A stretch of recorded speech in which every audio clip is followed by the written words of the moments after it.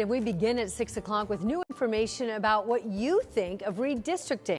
That's the Trump administration's push to redraw our congressional districts. So these are new poll results, and they come today, just one day before Vice President J.D. Vance makes a second visit to Indiana in 2 months.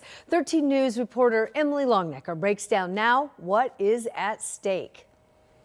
A majority of Hoosiers think redistricting right now is the wrong way to go. That's according to a poll by Independent Indiana, a nonprofit focused on getting independents elected in the state. It's not surprising that it's not popular among Democrats, but it's also very unpopular among independents. And even the numbers in the Republican respondents, it's actually lower than we thought it would be. You think something like this would be really popular. Less than 2/3 of Republicans want redistricting.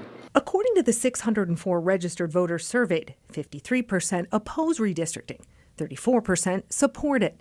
The remaining 13% don't know.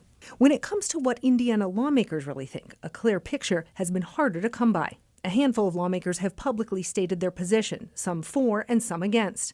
The rest have stayed tight-lipped, even 2 months after the vice president's first visit to discuss the topic with the governor and Republican leadership. Now, a second visit from the vice president on Friday. They still don't have any definite indication that the governor's planning to call a special session.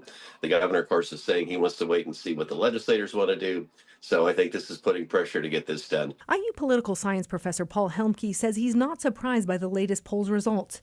Helmke says when you gerrymander to give one party more control, you're basically saying the real election will happen in the primary. When you put the election in the primary, it means that the extremes of the Republicans or the extremes of the Democrats will be the ones voting.